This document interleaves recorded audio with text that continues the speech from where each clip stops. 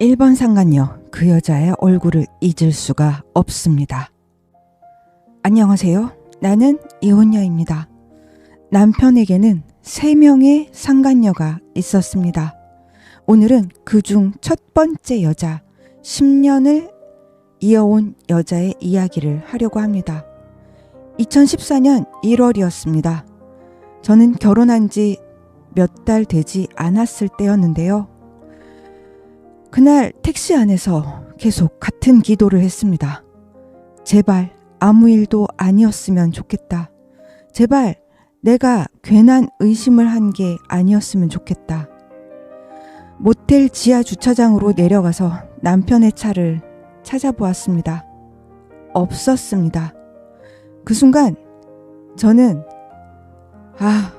안도했습니다. 여기가 아니구나. 내가 괜히 왔구나. 친구에게 전화를 걸어 이렇게 말했습니다. 여기가 아닌가 봐. 남편 차가 없어. 그 말이 채 끝나기도 전에 모텔 후문으로 남편이 걸어 나왔습니다. 한 중년 여자와 함께였습니다. 두 사람은 하얀색 경차에 함께 올라타려던 참이었습니다. 저는 남편을 다급히 불렀습니다. 남편은 저를 보고 아주 잠깐 당황하는 것 같았는데요. 정말 아주 잠깐이었습니다. 남편은 그 여자를 건물 기둥 뒤로 숨겼습니다. 그리고 저에게 달려와 저를 번쩍 들어 올렸습니다. 저는 그날 처음 알았습니다. 남편이 그렇게 힘이 센 사람이라는 거를요. 남편은 저를 들쳐맨 채로 50m를 넘게 달렸습니다. 골목 반대 방향으로. 제가 그 골목에 서 있으면 그 1번 상간녀의 차가 빠져나갈 수 없었기 때문입니다. 남편은 지하철역 앞에 사람이 많은 길바닥에 저를 내동댕이 쳤습니다. 저는 오뚜기처럼 일어나서 모텔 주차장 쪽으로 뛰어가려고 했지만 남편이 저를 뒤에서 잡아챘습니다. 저는 길바닥에 쓰러져서 절규하며 소리 질렀습니다. 어떻게든 그 여자를 잡아야 한다는 생각뿐이었으니까요. 지나가던 사람들이 도움이 필요하냐고 물었습니다. 남편은 우리 부부예요 라며 사람들을 안심시켰습니다. 그 말에 사람들은 의아한 표정을 지으면서도 그저 지나갔습니다. 그 사이 흰색 경차는 유유히 골목을 빠져나갔습니다. 차가 빠져나가자마자 저는 시끄러운 호프집으로 끌려갔습니다. 안 가려고 버텼지만 남편은 생각보다 힘이 센 사람이었습니다. 저는 하염없이 울고 있었습니다.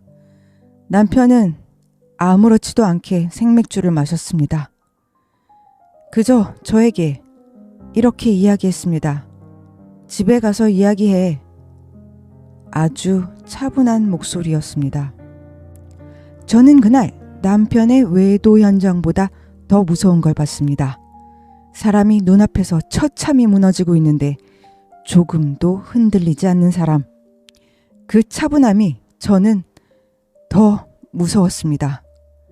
상대방의 감정을 전혀 읽지 못하는 사람. 이 사람 옆에서 죽을 수도 있겠다. 그날 처음으로 그런 생각을 했습니다. 그래서 저는 그 자리에서 제 감정을 스스로 꾹꾹 눌렀습니다. 살아야 했으니까요. 1번 상간녀, 노래방 도우미? 집에 돌아온 뒤 남편은 그 여자에 대해 이렇게 말했습니다. 거래처 사람들과 노래방에 갔다가 잠깐 만난 노래방 도우미야. 돈을 주고 몇 번 만난 게 전부라고. 깊은 관계 아니야. 지금 이 영상을 보시는 분들은 아마 이렇게 생각하실 겁니다. 그걸 믿었다고? 네, 저는 믿었습니다. 정확히 말하면 믿고 싶었습니다. 그 말이 사실이어야 제 결혼이 아직 살아있는 거였으니까요. 그래도 저는 이혼하자고 했습니다. 그러자 시누이가 저를 찾아왔습니다. 자신도 남편의 외도로 모진 세월을 살아왔다며 제 앞에서 하염없이 눈물을 흘렸습니다. 내가 동생을 사람 만들어 놓을게. 옳게 내 동생 한 번만 봐줘.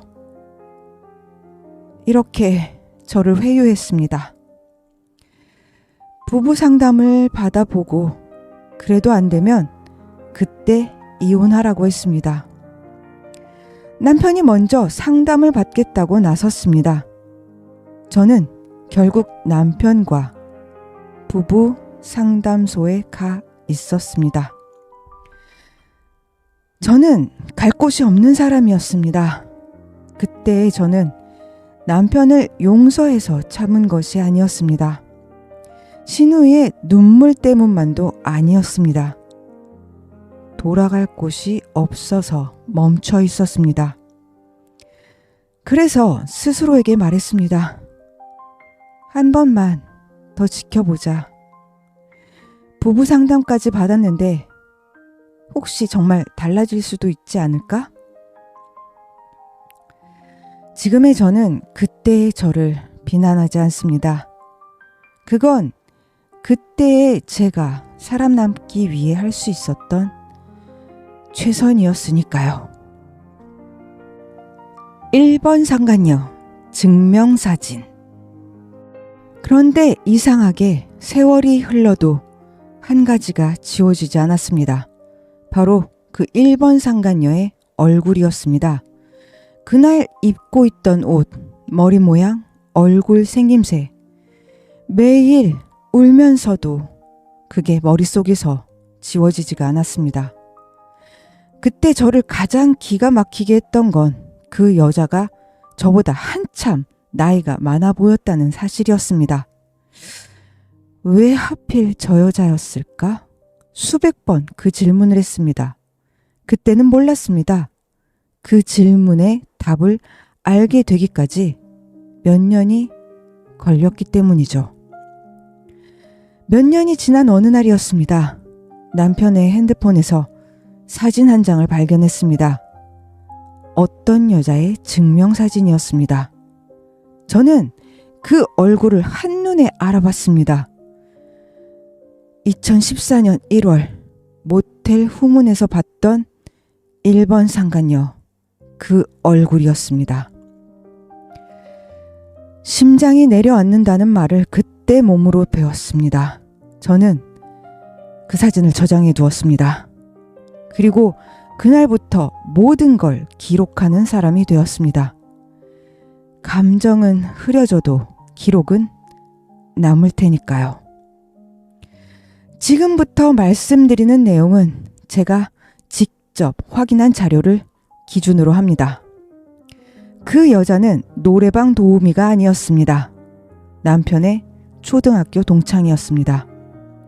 초등학교 동창 모임에서 다시 만난 사이였습니다. 제가 결혼을 2013년에 했는데 두 사람은 이미 만나고 있었습니다. 그러니까 제가 이틀 연속 남편이 외도하는 꿈을 꾸던 그 추석 즈음에도 두 사람은 만나고 있었던 거죠. 그리고 그 여자는 2014년 가을부터 남편 회사에서 일하기 시작했습니다. 남편이 그 여자의 4대 보험을 직접 가입해준 서류를 확인했습니다. 월급은 한 달에 650만 원이었습니다. 여러분, 날짜를 한번 보세요. 제가 모텔 후문에서 그 1번 상간녀를 본 게 2014년 1월입니다.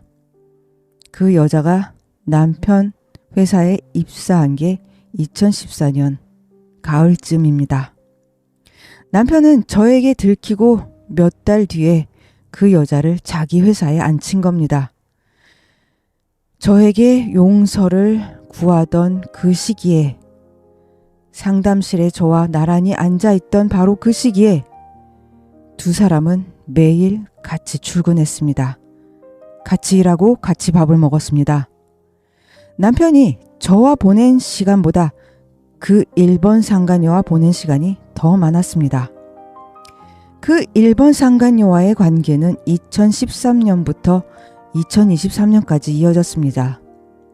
10년입니다. 무려 10년입니다. 제 결혼 생활의 거의 전부였습니다. 일본 상간녀, 한우, 화러회. 남편은 그 여자에게 외제차를 사줬습니다. 신발을 사주고 옷을 사주고 가방과 보석들을 사줬습니다. 그 여자의 자식들에게는 비싼 과일들과 화러회, 한우를 사다 날랐습니다. 매일 매일이요. 남편이 그 여자에게 이런 말을 했었습니다. 이건 그 여자와 나눈 문자에서 본 내용입니다. 너네 막내에게 미안해서 그래. 엄마를 내가 빼앗은 것 같아서. 일본 상간녀의 자식에게는 그렇게 미안해하던 사람이었습니다. 이제 제 이야기를 해보겠습니다. 저는 만성 변비가 심해서 키위를 매일 먹었습니다. 그린 키위를 인터넷에서 10kg씩 사면 저렴하니까 늘 그렇게 사다 먹었습니다. 어느 날 키위가 떨어져서 급하게 마트에 갔는데 그린 키위는 없었습니다. 어쩔 수 없이 골드 키위를 한 팩 사왔습니다. 그러자 남편은 불같이 화를 냈습니다.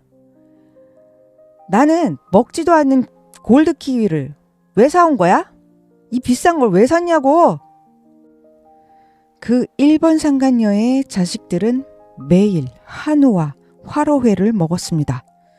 저는 골드 키위 한 개를 마음 편히 먹을 수 없는 사람이었습니다. 그런데 저는 매일 아침 남편의 밥을 차렸습니다. 국과 반찬을 매일 바꿔가면서 말이죠. 지금 돌아보면 그때의 저는 밥상을 차린 게 아니었던 것 같습니다. 제 자리를 지키고 있었던 겁니다. 이 결혼이 아직 결혼이라는 걸 저 자신에게 매일 증명하고 있었던 겁니다. 혹시 지금 이 영상을 보시는 분들 중에 집에서 과일 하나, 반찬 하나에 눈치를 보며 사는 분이 계시다면 그게 얼마나 사람을 작게 만드는지 저는 압니다. 그건 단순히 돈 문제가 아닙니다. 그 집에서 내가 어떤 존재인지를 매일 확인당하는 일입니다. 1번 상간녀의 기도가 이루어지다. 1번 상간녀는 늘 저를 질투했습니다. 모든 걸 받는 쪽은 그 여자였는데 외제차도 명품도 자식들에게 먹이는 한우까지도. 그런데도 그 1번 상간녀는 남편 앞에서 저를 학교 밥순이 그의 그년이라고 부르면서 늘 저주를 퍼부었습니다.